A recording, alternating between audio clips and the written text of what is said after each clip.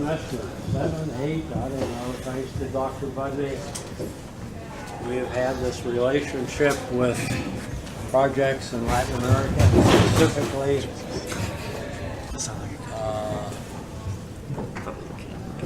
in the Cunanega general area. And once again, we have a banner project in that area. And 6 neatly dressed gentlemen ready to tell us about it, eager to tell us so they can pull off their neckties and start bending their elbows. David is the boss, let him tell us. Thank you, Dr. Euler, for that introduction. And thank you all for being here. At the end of the day, we know these can get pretty long. My name is David Bissio. I'm Jake Biss. John Grove. Wade Barry. Thomas Klein. I'm Evan Pett. And together we form Spanama Consultants. We are an international structural design firm. We strive to improve the quality of life by providing sustainable, efficient, and safe engineering solutions for communities in need around the world. We also wish to utilize our combined education, experience, and technical abilities for the greater good of humanity. So this past October, we were fortunate enough to go down to Panama, to the village of Villa Esperanza. It's a small community about 6 miles outside of Panama City proper and about 5 miles from the Miraflores locks of the Panama Canal. It's a pretty impoverished community. It's essentially a squatter's village. It's not officially recognized by the Panamanian government, and they currently have a pretty big problem. As you can see here, Villa Esperanza is highlighted in red, and across the interstate is Cunanega. Cunanega is a larger community, and Villa Esperanza relies on them for their workplace, community centers, the marketplace, places of worship, places for work. So it's vital to their existence. Currently, Villa Esperanza is divided into a lower and an upper section by a deep creek ravine, and the only way for them to safely cross into Cunanega is with a existing bridge on the upper half. This leaves the lower half pretty isolated, and it leaves them with 2 options. They can either traverse the narrow shoulder of the highway and up an embankment onto the existing bridge, or they can risk it and play a game of human frogger as they cross the highway.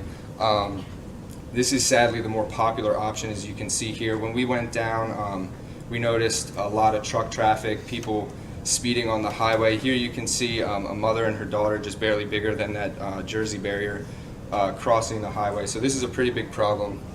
And our solution to that is to build the Villa Esperanza pedestrian bridge. We have a 110-foot span and an 18-foot elevation change. And this spans the deep creek ravine that I mentioned earlier. It connects the lower half to the upper half and allows the lower residents to safely cross using the existing bridge. Here's a picture of the proposed lower abutment looking up the span, and here's the proposed upper abutment looking down the span.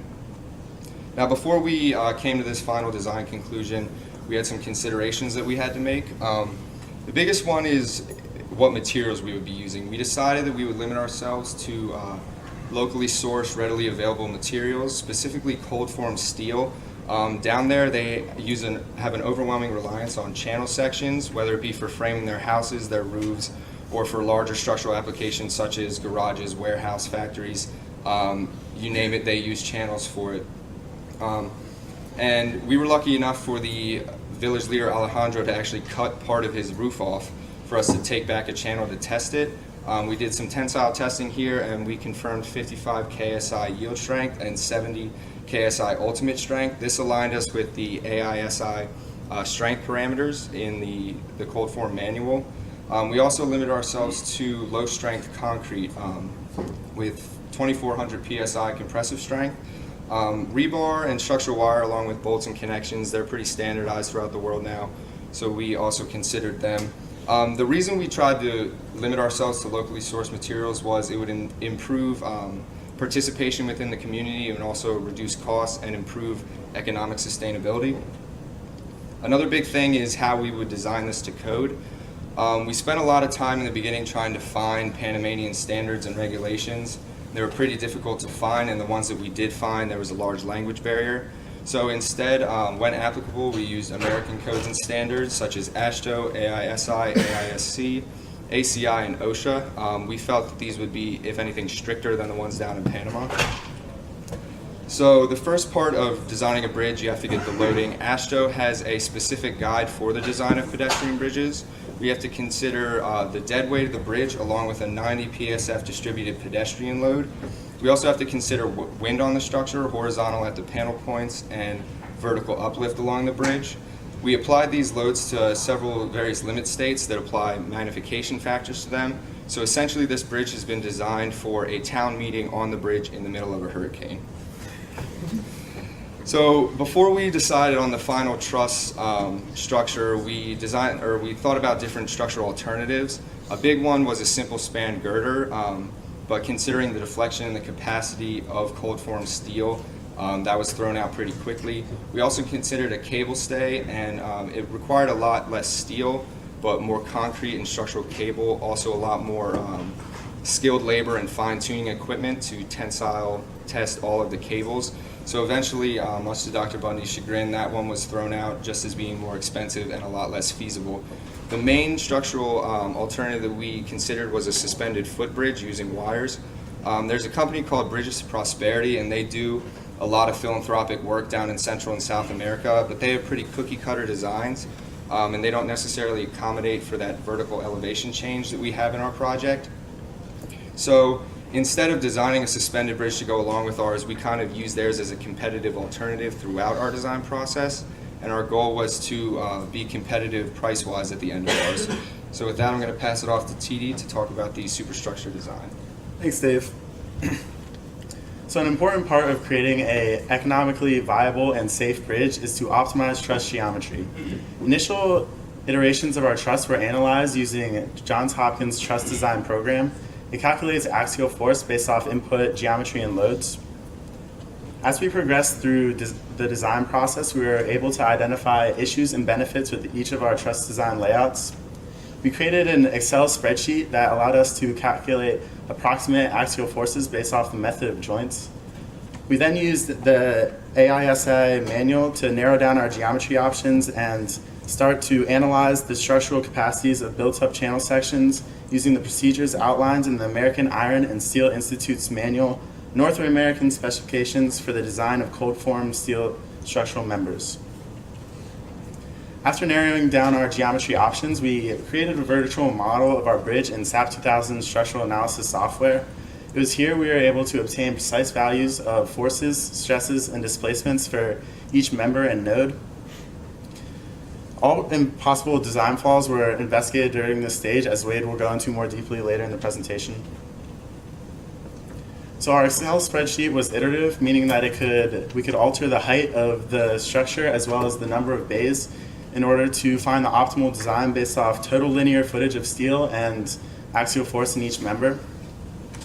It was an iterative process between member design, structural analysis, connection design, and lateral wind bracing considerations through which we found our favorite option.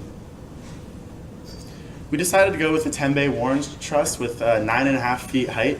This provided for 100% 11-foot members and 60 degrees diagonal members.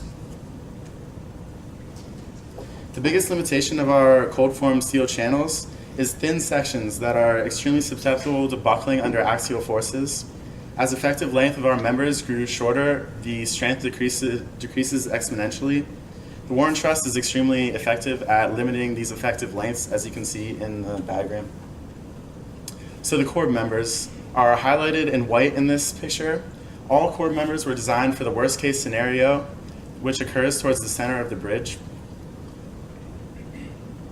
The max compression demand is shown in the top there, 67.1 kips. When deciding between built-up sections, we had to take a couple factors of specific importance. The most important consideration was demand over capacity ratio, which we kept between 80 and 90% while choosing the lightest member. Another consideration was that we had to bolt in the floor beams in there for a connection, so the vertical clearance between the outer channels had to be at least 6 inches, and this came at the expense of some strength because the capacity of 2.5-inch flange lengths is quite a bit smaller than 3.5-inch flange lengths. Another consideration is that the thickness of the inner channels positively impacts the connection design.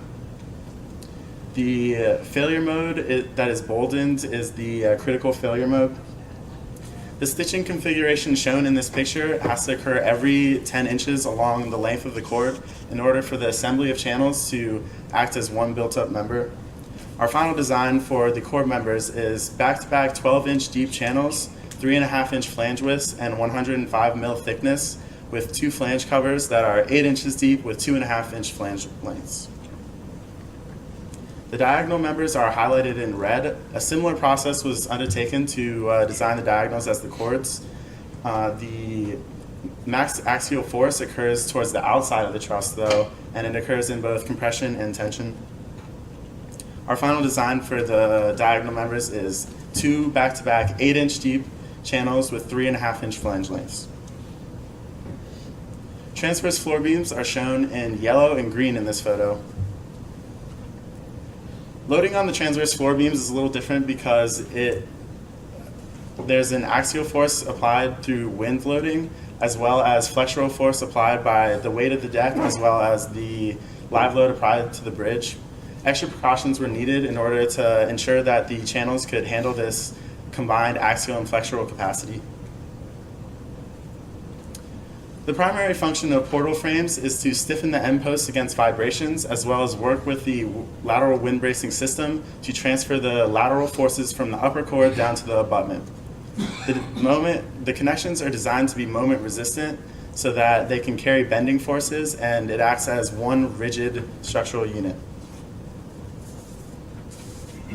We analyzed a couple options for the portal geometric layout, including an M frame, an A frame, and an X frame, but ultimately decided that the X frame was the best option because of simplicity of connections. The biggest design consideration that was needed for the portal frames was that the connection to the diagonal is as low as possible, that the American Accessibility Guidelines for Accessibility is satisfied while the forces are transferred most effectively by getting that clearance right. We ran several SAP models in order to test whether we needed these portal frames and wind bracing system, and without the wind bracing, the lateral deflection due to wind was 3 times as great as the optimal design that we found, and all serviceability guide requirements were satisfied. This picture to the left shows the flow of forces in our lateral wind bracing system. As you can see, the forces are taken in at the center of the truss structure and transferred out to the ends, where the max tensile force is 24 kips. Connections were designed with bolted connections to provide easy design and installation. They were designed to satisfy the AISA Cold Form Steel Manual Chapter E. We automated a spreadsheet that allowed us to alter bolt diameter, layout, and plate size to find the optimal design and ensure that connection capacity was sufficient. The failure modes that were under consideration were tension yielding, tension rupture, block shear rupture, bolt bearing, and combined shear and tension in bolts. But due to the thin wall behavior of our cold form steel sections, the primary failure modes that were critical were block shear and channel bearing capacity. The floor beam to cord connection was achieved by cutting our channels in half to create an L angle. These L angles have a 2-inch eccentricity on it, and we had to ensure adequate capacity using Chapter J in the AISC Cold Form Steel Manual. I'll pass it off to Wade to go over deck design. Thank you, TD. So the stringers are next. They are shown here in dark blue.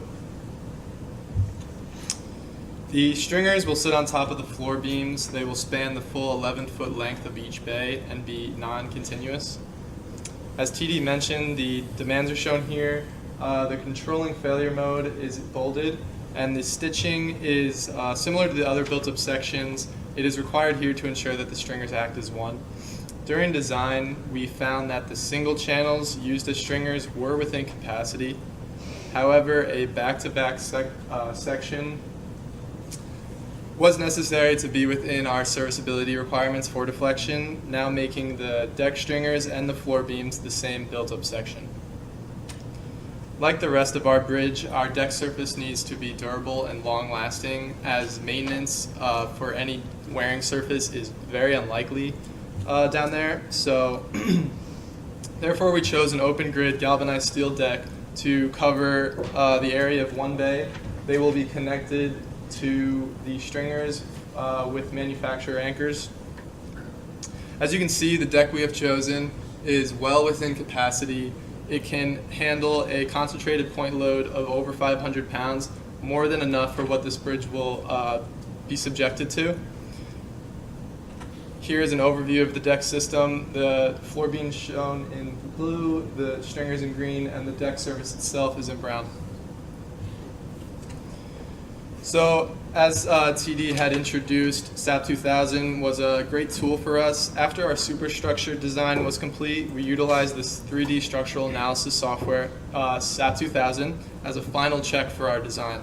We input such parameters as member geometry, section designs, material properties, load cases, and ran our model.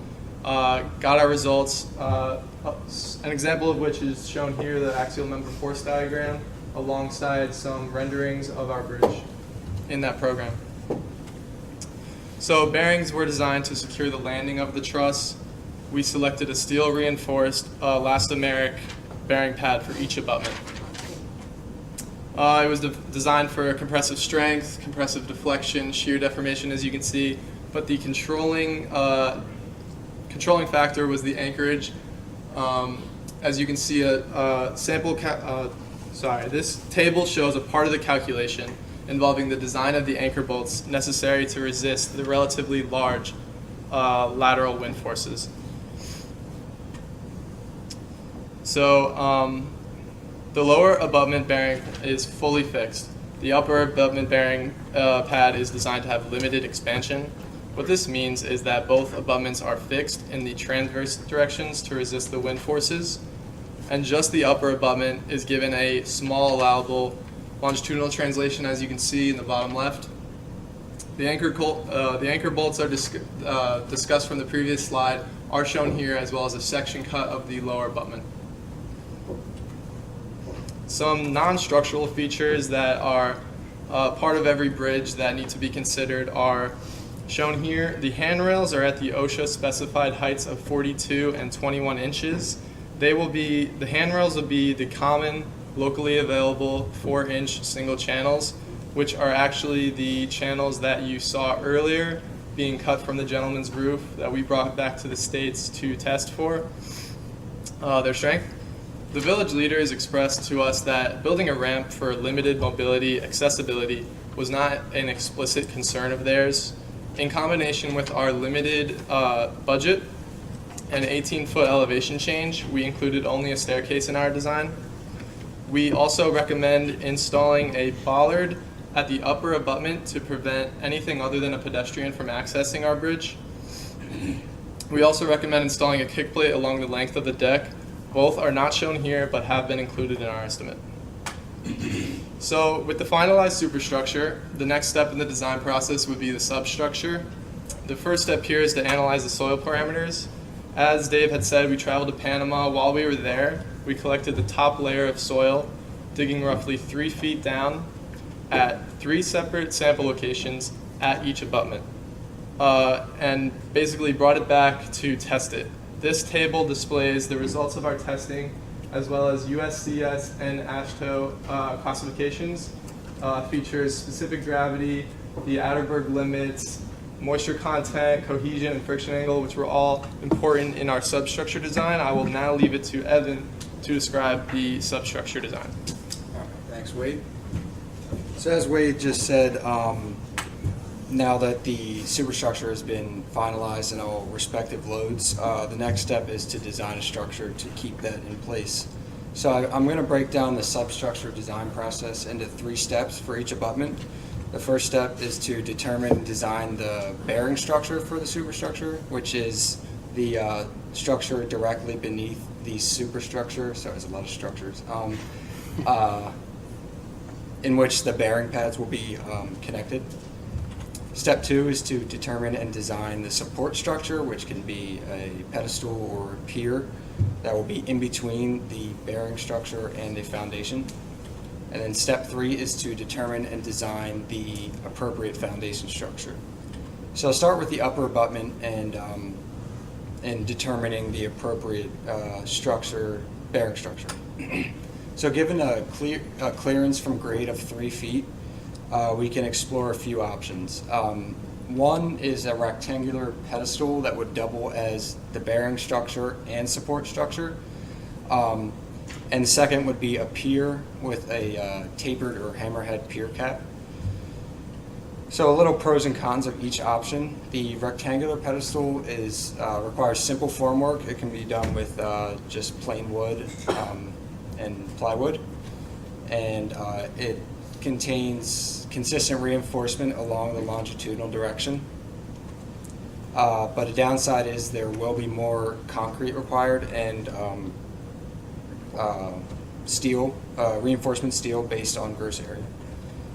So for the pier with a hammerhead pier cap would require less concrete and furthermore decreasing the minimum required area of longitudinal reinforcement, which is a minimum of 0.5% of the gross area of the cross section. But the pier cap formwork must be designed with temporary shoring, and the reinforcement will become much more complex relative to that of the rectangular pedestal. So with that, we decided to move forward with the rectangular pedestal design with the determination that the increased cost in materials would be less than that of the extensive fabrication of formwork and tying of rebar. So with that being that it is doubling as the bearing and support structure, step 1 and 2 are combined for the upper abutment. So the design criteria is given the superstructure width and its associated bearing pads and anchors. It's about 6.5 feet wide, with the bearing pad length in the longitudinal direction being around 17 inches. And as Dave discussed, we're using 2,400 PSI concrete. We had with our connections to Bridges to Prosperity, we were given ranges from 10 to 20 MPa, but AASHTO limits, AASHTO requires a minimum allowable of 2,400 PSI in structural applications, so we decided to go with that minimum of 2,400 PSI.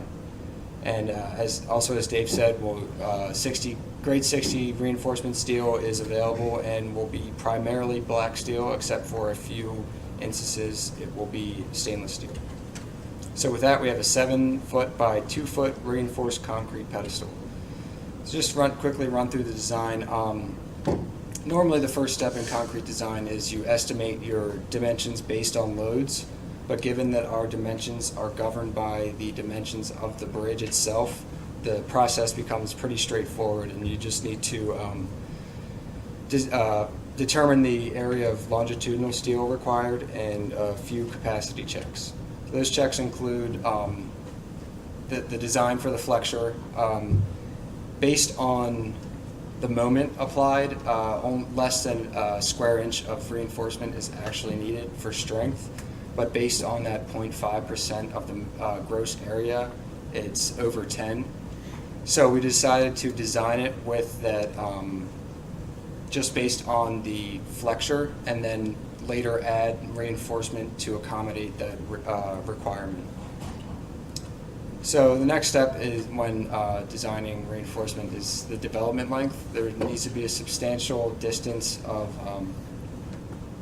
of encasement for the steel to become completely be able to reach its maximum stress. So if that development length is less than the dimension in which the bar is traveling, then that will govern your design.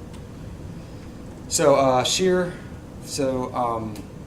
transverse reinforcement is not needed, so the minimum allowable of number 3 ties at 12-inch centers, 12-inch spacing was utilized. So step 3 is to determine the foundation structure in which everything above it will sit and transfer the loads into the earth. So again, we can explore a few options. One would be a driven pile into competent rock. Another could be an end-bearing friction pile, which is similar to the driven pile, except for it is just simply bearing on the rock instead of being driven into the rock. And lastly, we can look into a spread footing, which relies strictly on the bearing capacity of the soil. So the driven pile requires expensive equipment and processes, caisson drillings, cranes on site, and the pile driver itself. And with the end-bearing friction pile, similar to the driven pile, requires extensive and expensive equipment and processes, while the spread footing does not require expensive equipment, and manual excavation is possible at some points of our project. Furthermore, minimal form work will be needed to form the footing. So with that, you could guess that we went with the spread footing for the upper abutment. So the first step when designing a footing is determining if the soil can withstand those the applied loads. And in our case, the bearing capacity was not the governing parameter. It was the eccentricity of the loading, which results in overturning effects. And in order to have a stable system with no overturning forces, a footing of 12 feet in the transverse direction and 8 feet in the longitudinal direction is necessary. So you can see the factor of safety is well above 3, and you could say is over-designed. But again, the bearing capacity is not the limiting factor in this design. So with that, we can go ahead and design the spread footing. So similar to the pedestal design, you determine the reinforcement necessary and do some development length checks and some other capacity checks. So for footings, that entails two-way shear, combined shear and moment, one-way shear, and flexure in both the long and short directions. And with that, here is a schematic of our final upper abutment design with the pedestal tying into the footing. This will be poured together with the longitudinal bars in the pedestal hooking into the at a 90-degree angle into the footing with a hook length of 12 bar diameters and with a minimum radius of the hook at 6 bar diameters, which is specified by AASHTO and ACI. So with that, we can move on to the lower abutment. The design process is very similar, so in the interest of time, I will not go through the decision-making process. I will just tell you what we decided. Step 1, we're going with a concrete corbel pier cap, otherwise known as a hammerhead pier cap. We will use a reinforced concrete pier, and we chose to not use the same dimensions as in the upper abutment due to the longer, the increased height. So that extra material, actually, the cost of that outweigh the cost of the additional formwork and reinforcement. And lastly, we're going with an embedded anchored footing. And that is the only thing I will discuss further about in the decision-making process. So again, the bearing capacity of the soil was not an issue. It was the eccentricity of the loading. So we have an 18-foot above grade we need to go, and any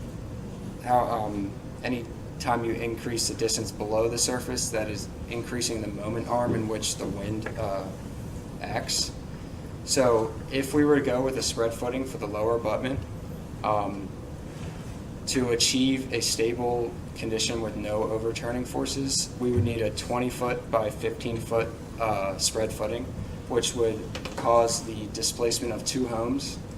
And furthermore, the lower abutment being closer to the floodplain, it's a better idea to have it below ground so that washout and erosion are not an issue. So with that, overturning forces are acceptable with design, and anchors have been designed using to counteract those overturning forces. So pilot holes will be drilled into competent rock, which is assumed to be at 8 feet, and using high strength grout, these dowel bars will be embedded 6 inches into the rock, and all development lengths have been checked and are up to code. So this is a final schematic of the lower abutment design. So as you can see here, it's 26 feet from the top of the corbel to the bottom of the footing.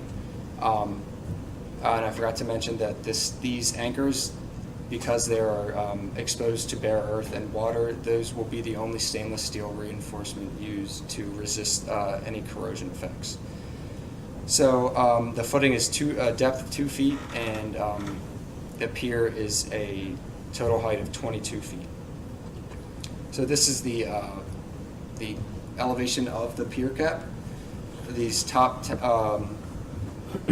there's 8 tension bar, number 5 tension bars along the top, and they will be will go across the top and then come down and tie into the cage of the column on the opposite side. This is a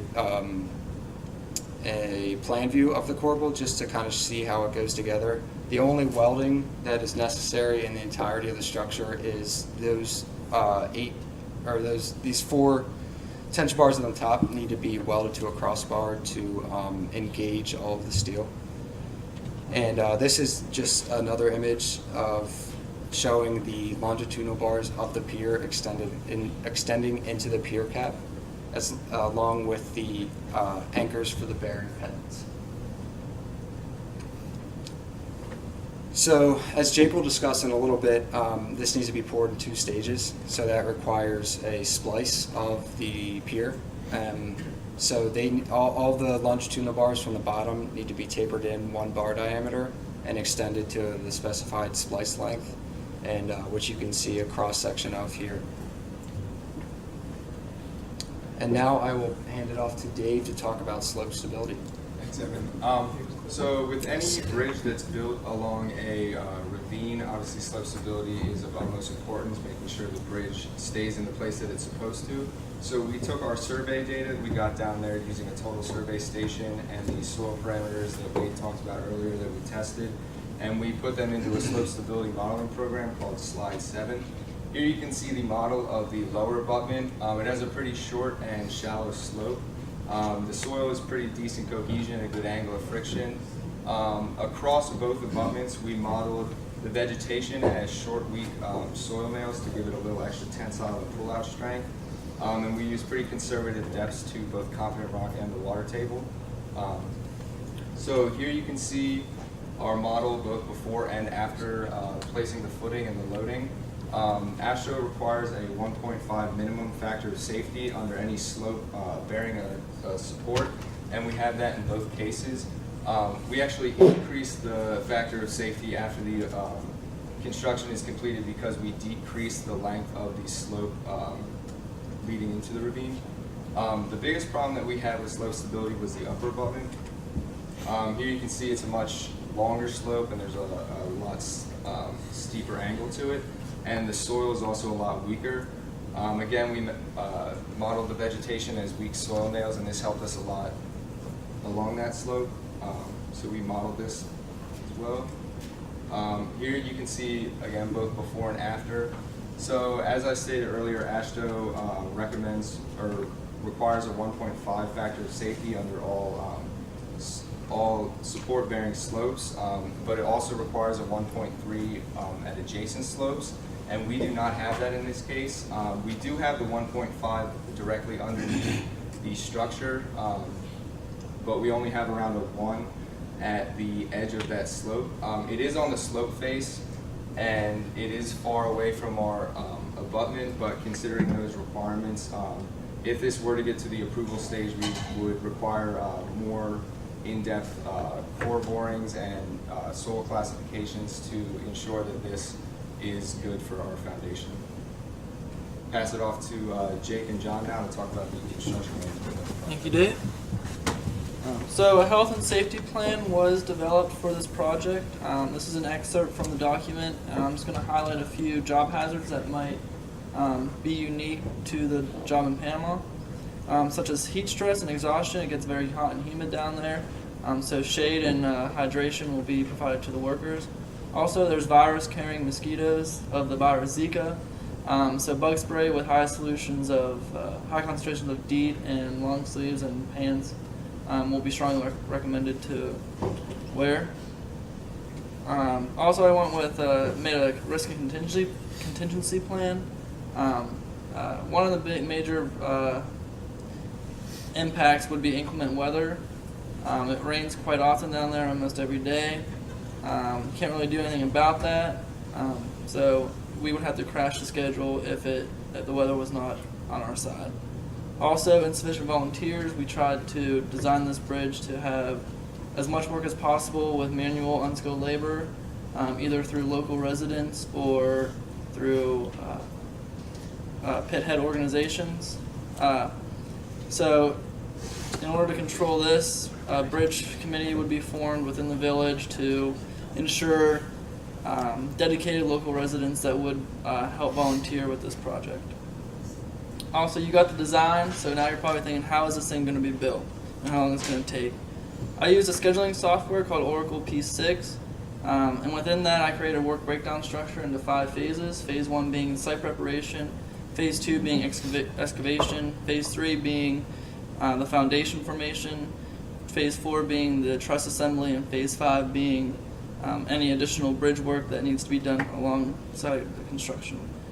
Within this schedule, I use 2 calendars, a standard 5-day calendar, 8 hours a day, Monday through Friday for the skilled labor and operators, and also a 28-day curing because concrete doesn't get their nights off and doesn't get weekends off. So for site prep, it's just going to be clearing, grubbing access roads and the lower abutment areas and securing a staging and equipment area. I had this taken about 4 days. It probably could be done a little bit faster, depends on the productivity.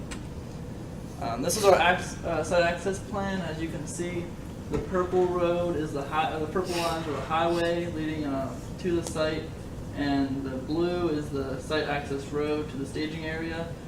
Here's a little close up.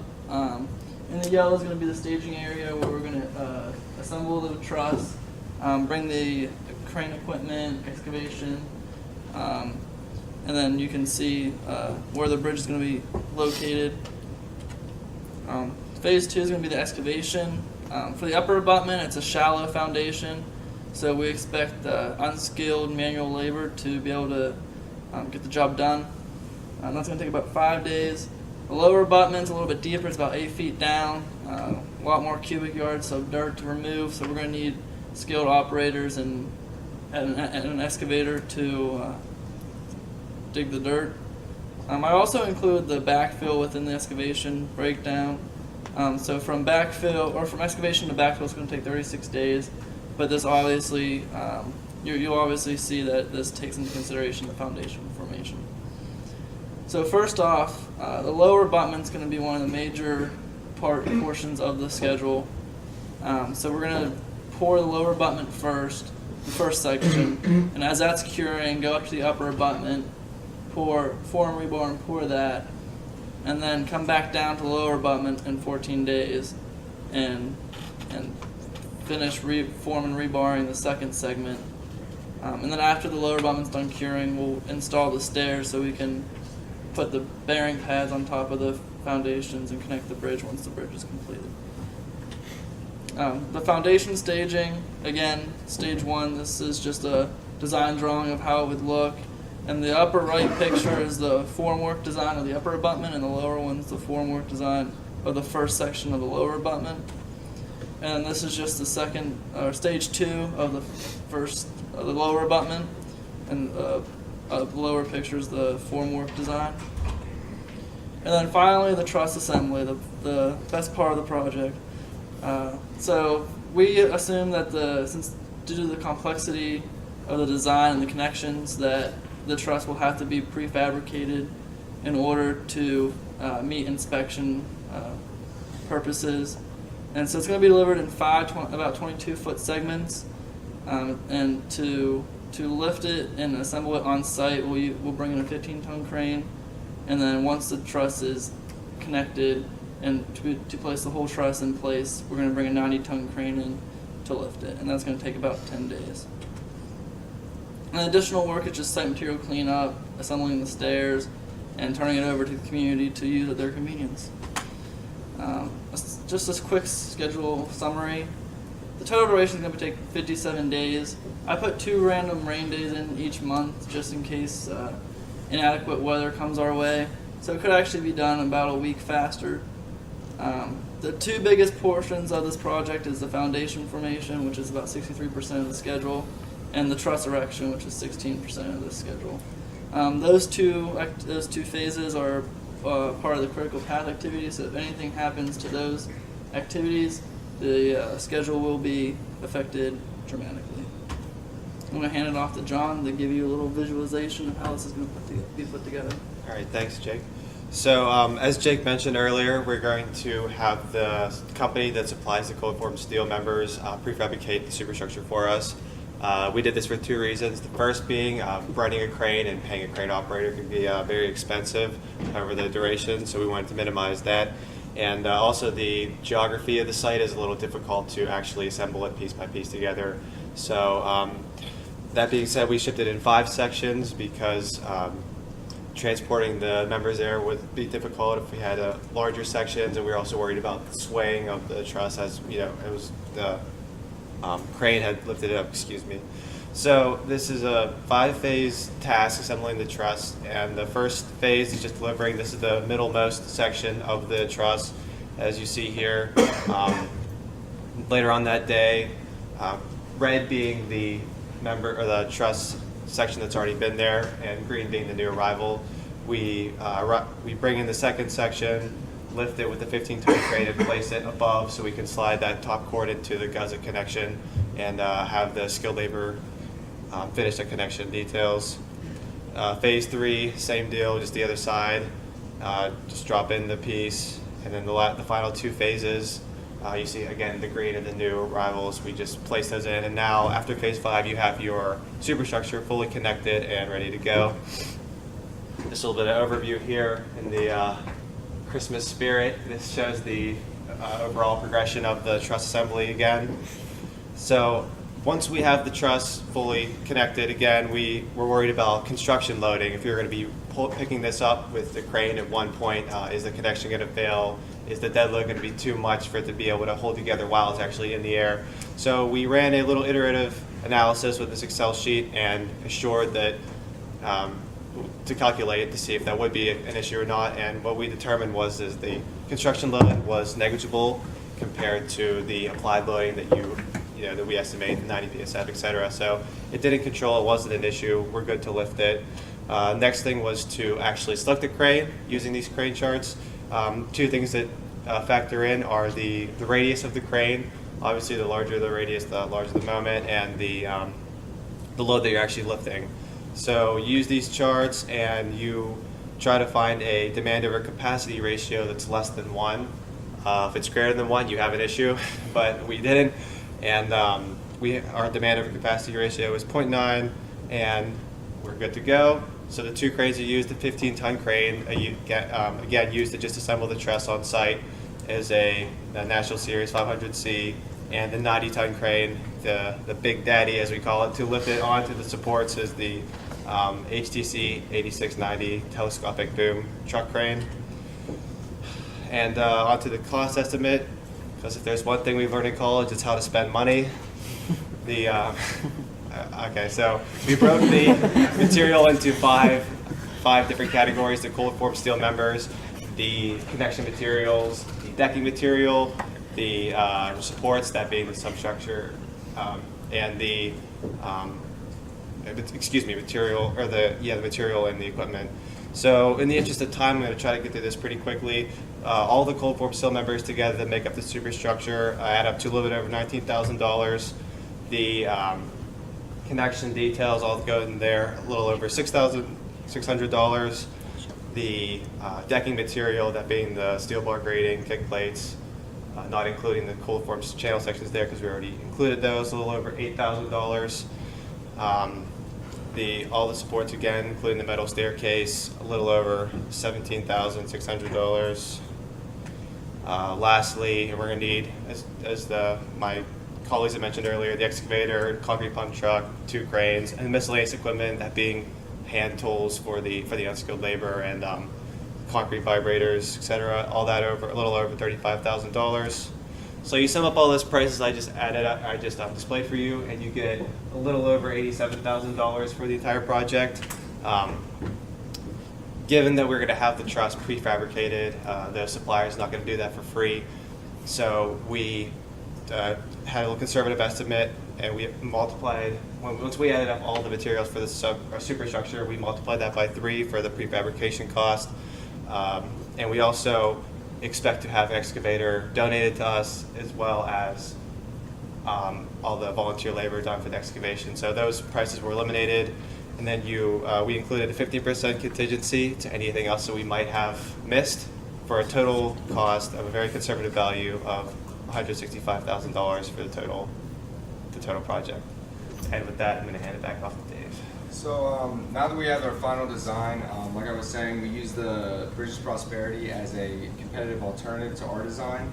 Their cost estimate for a span of this length is around $80,000, and that's using a lot of volunteered labor and very little equipment. They also don't account for the vertical elevation change that we need for our site, so we assume that their price would come up quite a bit from there. So we believe that even though $165,000 sounds a lot more than their $80,000 price point, that we would still be competitive with them. Our bridge also offers a few advantages over a swinging pedestrian bridge. One, it's got a wider deck width, so it allows more people to pass and allows more loading. And also, the village leader actually originally asked us for a bridge that we could accommodate vehicles over, and given our scope and our budget, that was outside of our realm. But the deck, we believe, offers a more similar product to something you can drive a vehicle over, as opposed to a swinging pedestrian bridge. So we believe that our alternative here is pretty competitive.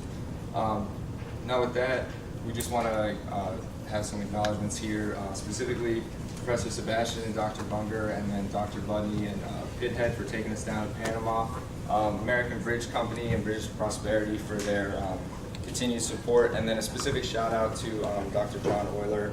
He's been doing this a long time, and it's really inspiring how much he's personally invested in each project and each student, making sure everything runs smoothly. Without his guidance and inspiration, I don't think this would have gone nearly as smooth, so special thanks to him. And with that, we'll open it up to any questions. You have listed down the golden codes that you said ocean, right?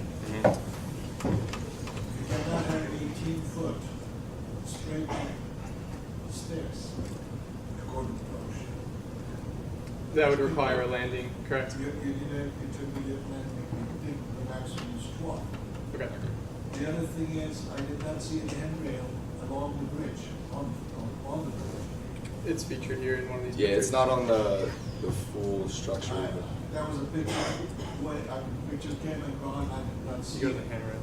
I don't know whether you have that in your cost estimate, but you need to have handrail inside the bridge. Yes, sir. It's included at 42 and 21 inches above the deck, which is the OSHA required, and it is the 4-inch single channels. Okay. Now, would you please explain to me, in that big foundation, there is a one shallow, which is just a block of concrete. The other one, the fencing. What are those things at the bottom of the foundation? So those are stainless steel dowel bars that are like stirrups. So the number, They actually, they're like tankers. correct, using high strength grout, so that development length is achieved at 6 Why do you inches. need that? Why, for the overturning, in order for there to be no overturning forces, we would need to displace 2 homes. You do not have the factual safety against overturning in your design?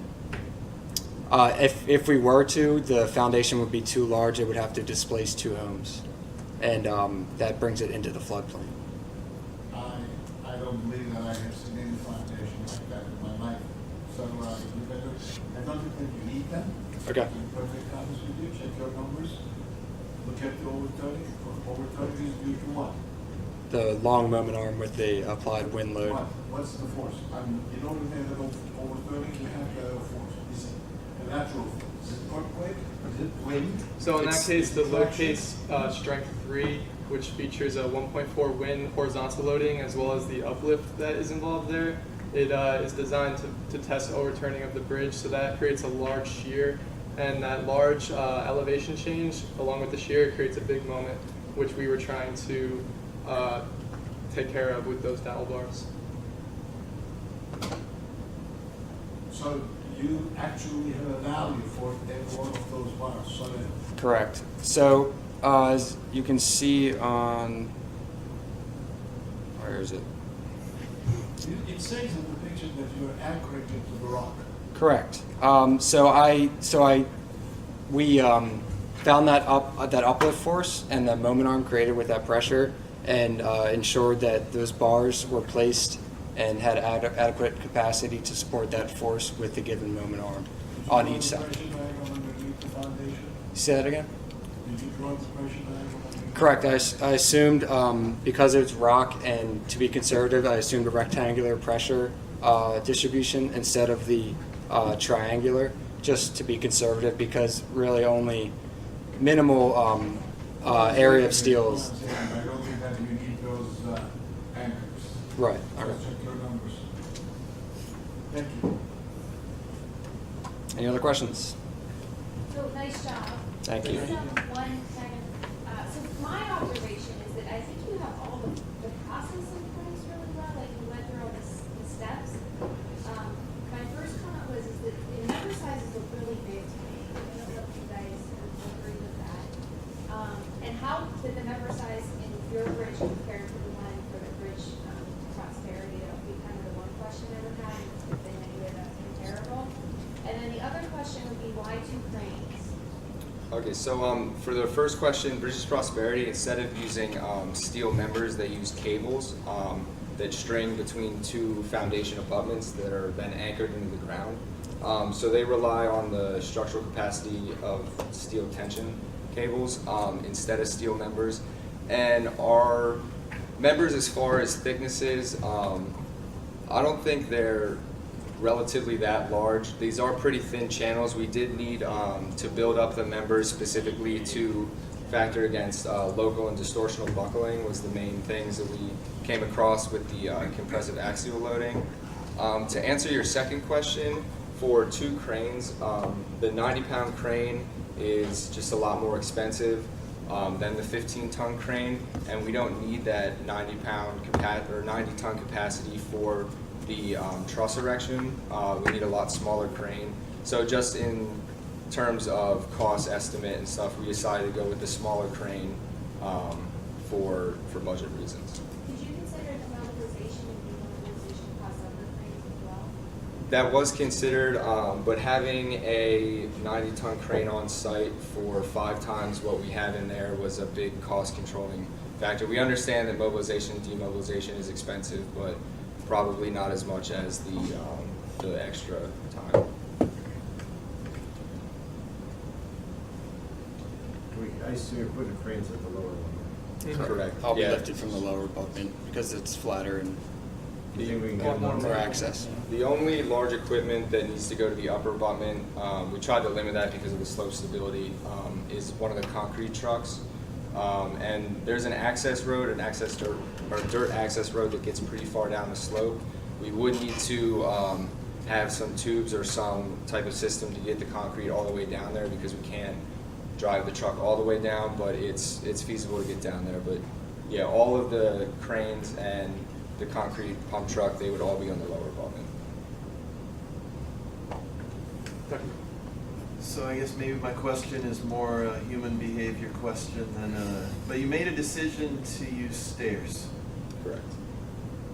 If somebody really is doing something where they hate stairs or they can't get up the stairs or carrying something or pushing something, then does it become easier to just go on the highway again? Because I just have this picture of like, is it easier to walk on your bridge than on the highway? Or will people bypass the bridge by still walking on the highway? So that was a concern when we first went. We actually had a different site plan proposed that was essentially right next to the current highway.